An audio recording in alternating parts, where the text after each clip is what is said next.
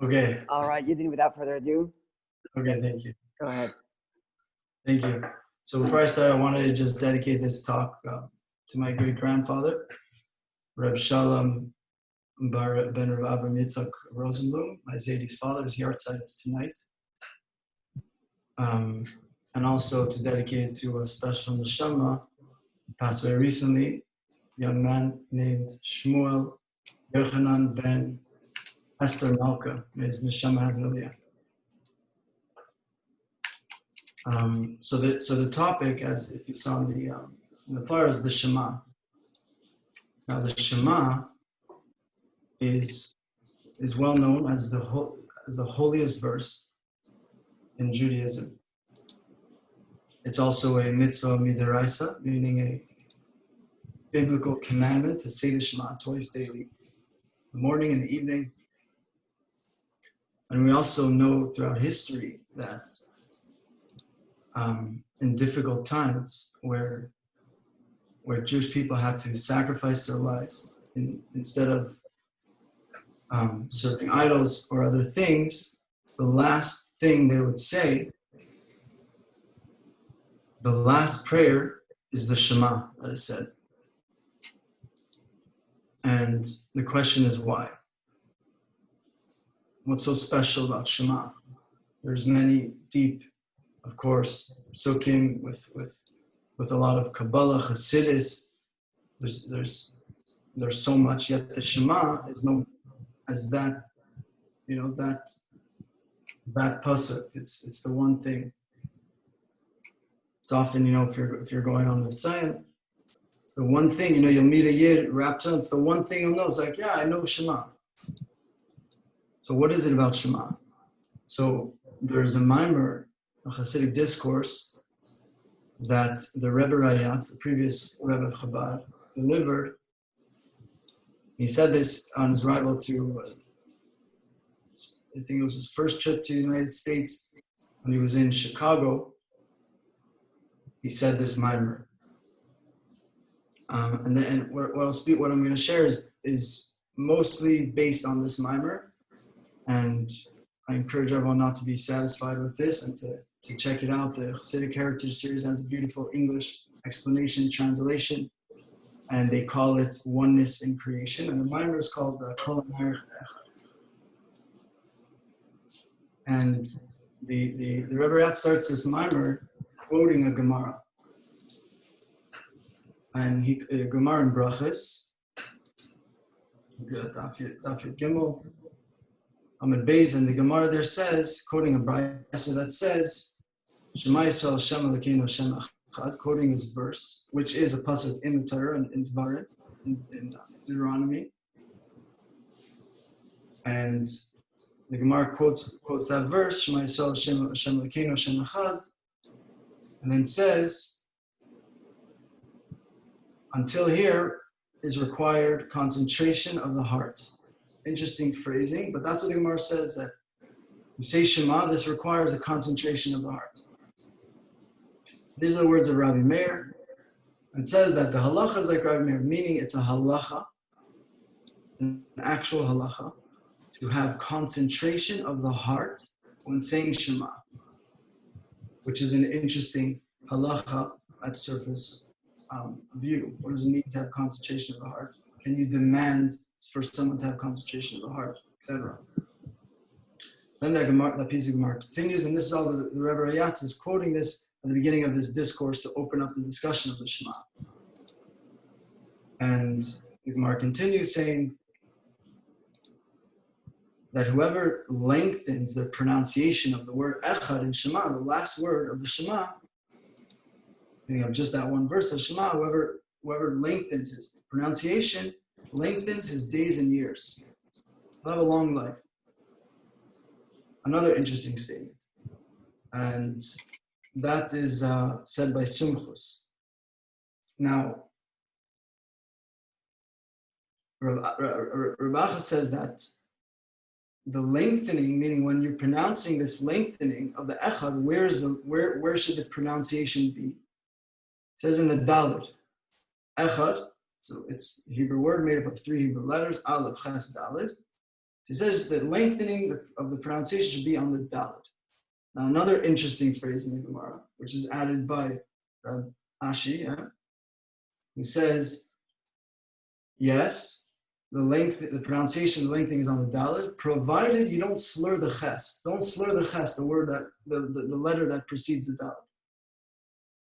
That's the Gemara there. A few interesting statements.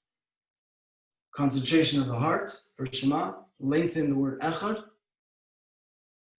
The lengthening is specifically on the Dalet. Don't slur the ches. So, what does this all mean? First of all, what does lengthening, pronunciation of the echad have to do with lengthening one's life? In the words of the Gemara, one's days and years. And what does it mean to have concentration of the heart? And that's the first discussion that the Rebbe Rayatz opens up.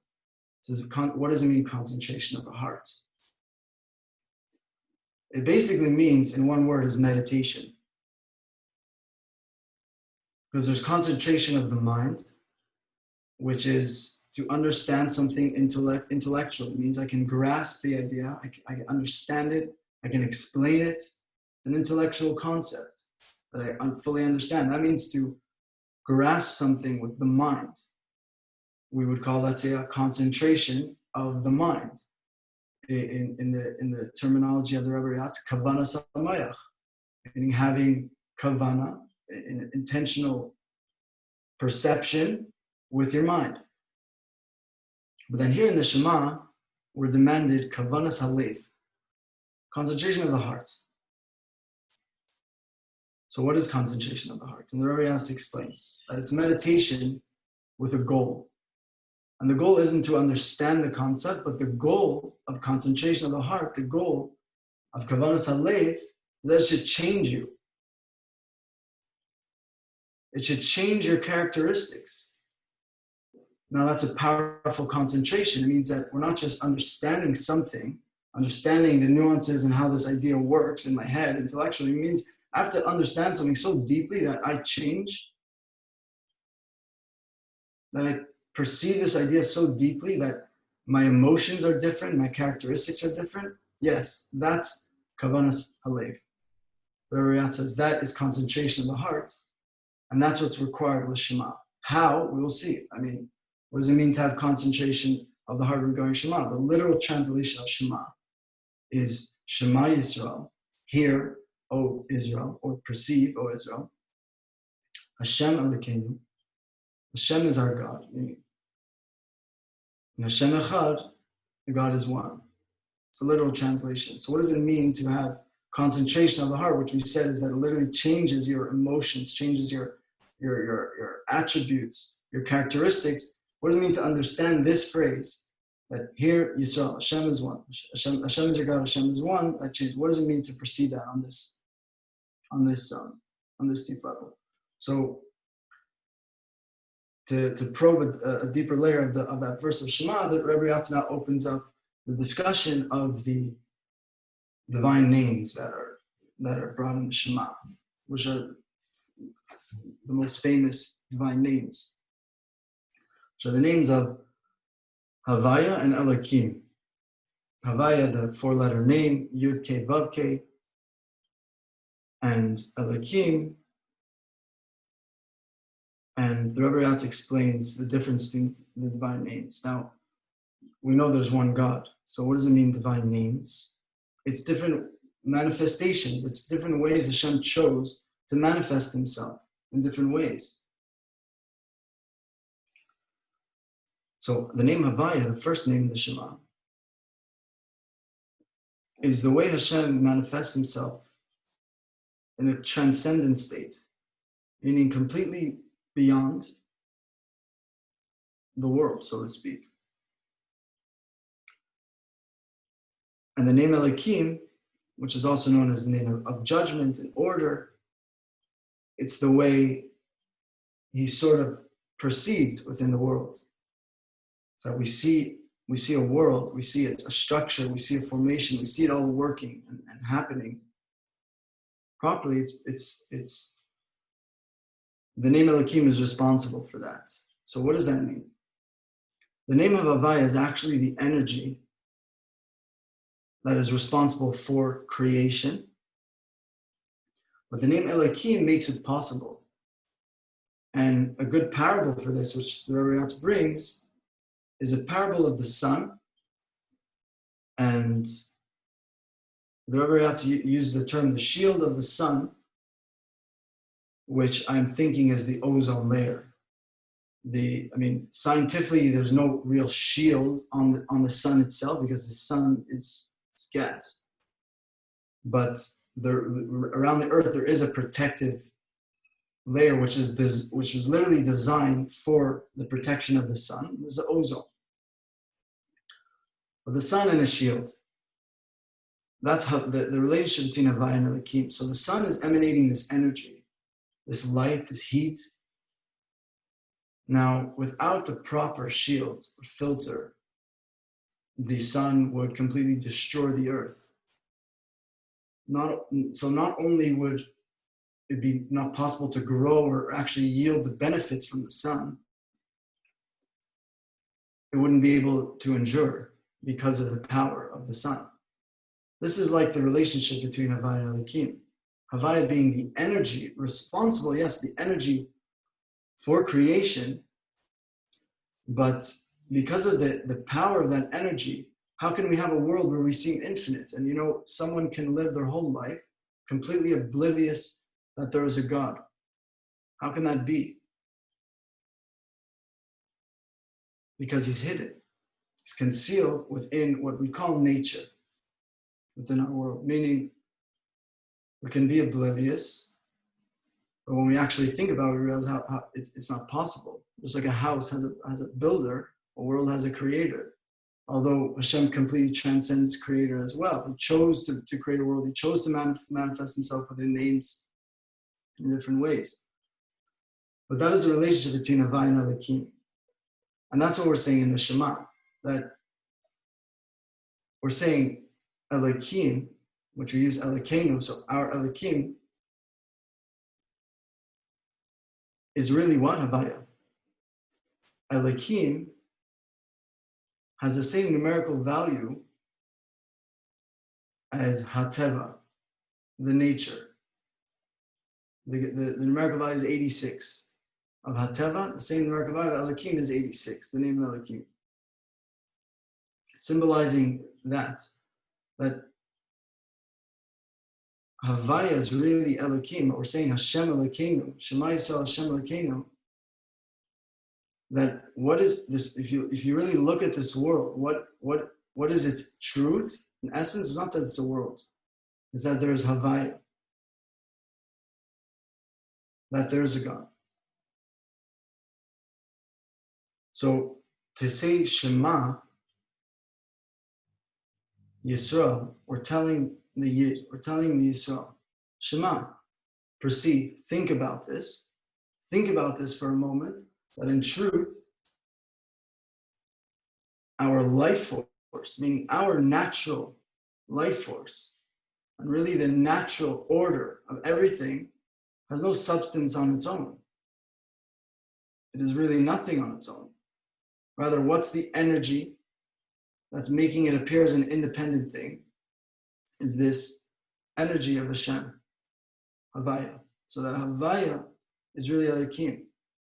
That our natural, so to speak, life force is really what is Havaya. So, and the Friedrich Rebbe probes the Shema even deeper, saying the last word of Shema is the word Echad. So we say, okay, Hashem is Elohim, like we just explained that Havaya is Elohim. Our natural life force is really Havaya. Fine. Then we say that it is one. Is Echad. That God is one. Is Echad. Now the Friedrich Rebbe, the Rebbe asked the question: how come we don't use the word Yachid alone? Yachid is another way of saying one. Echad, when we say one, it's like Echad V'shtayim. There's one and there's two and there's three. That's what Echad. That's the way it's used. It's like the number one. So why don't we use the word Yachid? And the Friedrich explains on that and probes the Shema even deeper with this explanation: is that To say Yachid would mean, okay, there's a world, there's a Welt, there's a world, I'm living my life, I'm in my world, I'm doing my thing. There's also Hashem, who's alone, he's one. He's Yachid, yeah, he's one. There's a world, there's Hashem. No, that's not how it is. Echad is that even within seemingly otherness, and seemingly independence, and seemingly a world, and seemingly a universe, and like the Friedrich Rebbe quotes that the Reb Nosson that says, the world is a big body and a person is a small world. So within the world, there's how many are we in the planet Earth? A few billion people, a few billion worlds. Within all that and all those numbers and seemingly otherness and identities and independences that look independent, it's really all one. It's really essentially all nothing, but we'll get to that in a moment.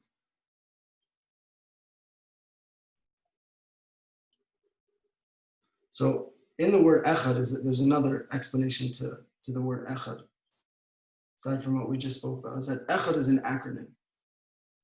3 letters, Aleph, Ches, Dalet. Aleph is the Aluf Shalom, Hashem, the one. The Ches is 8.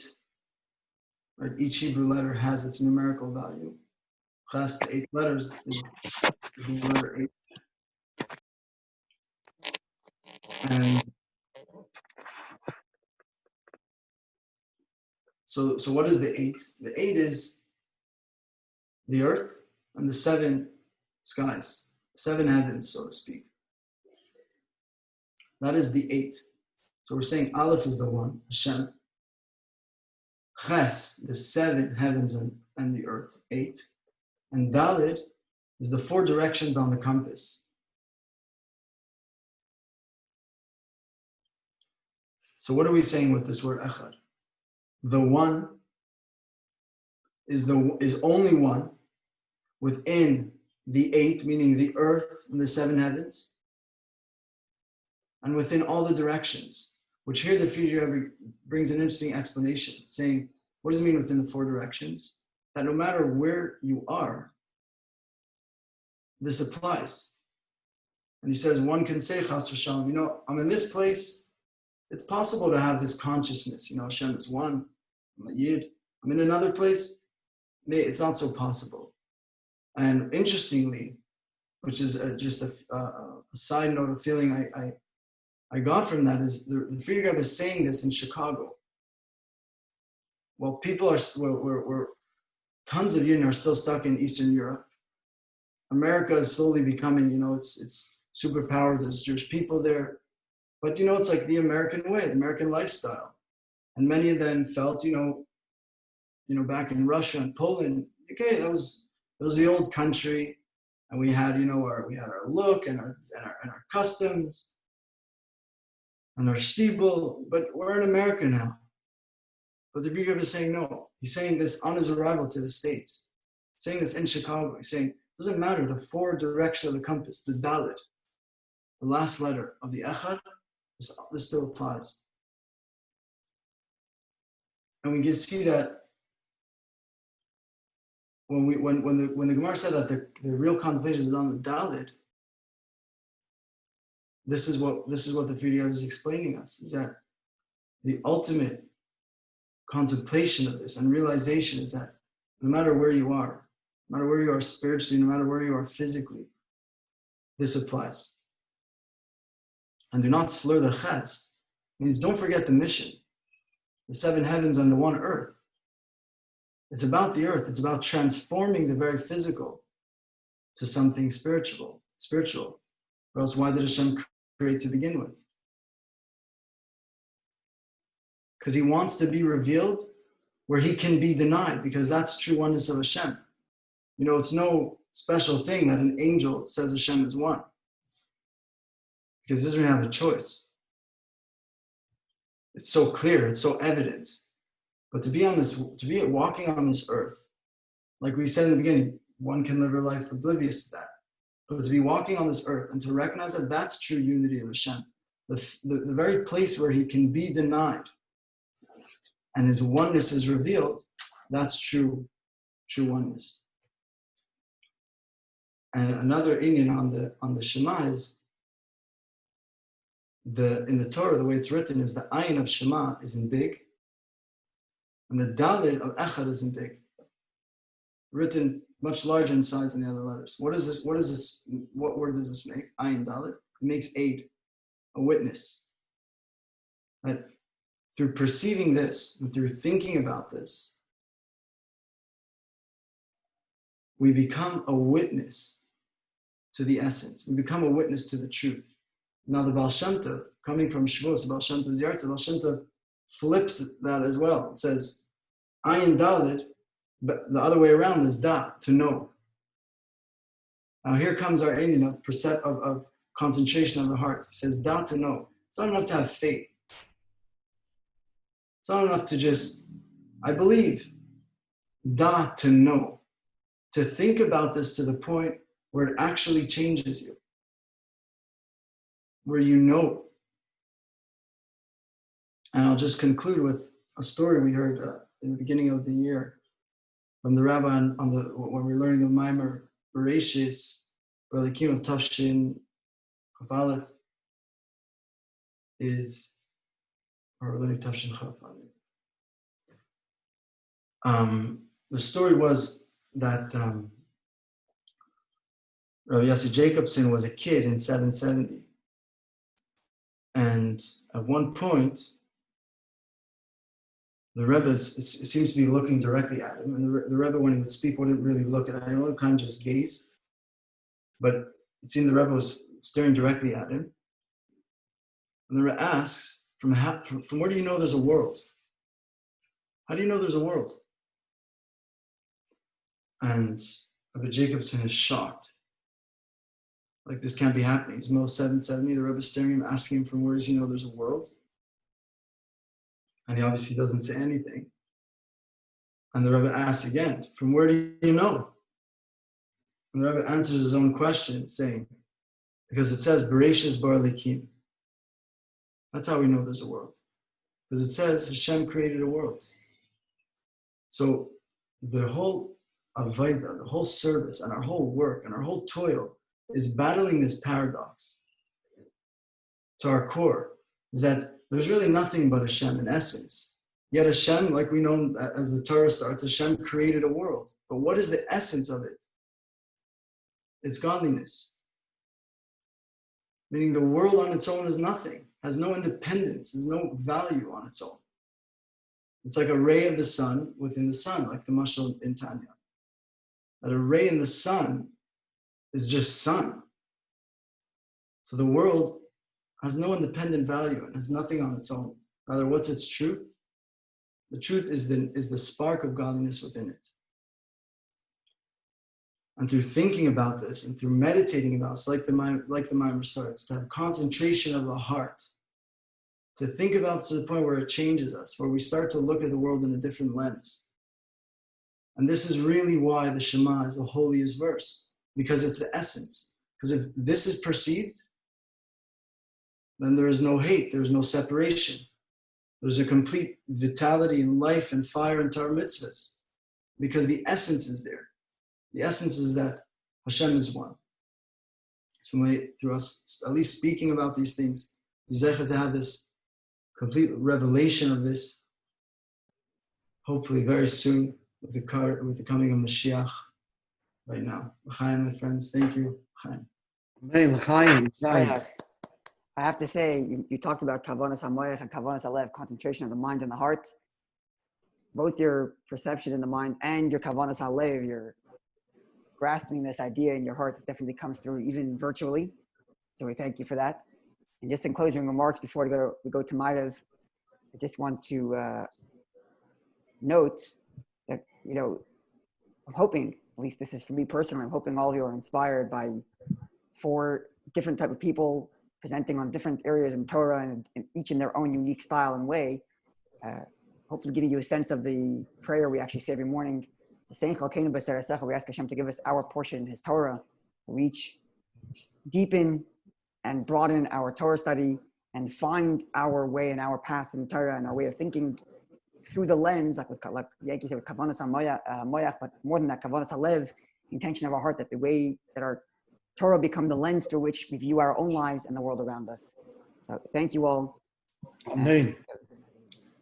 Here we go to my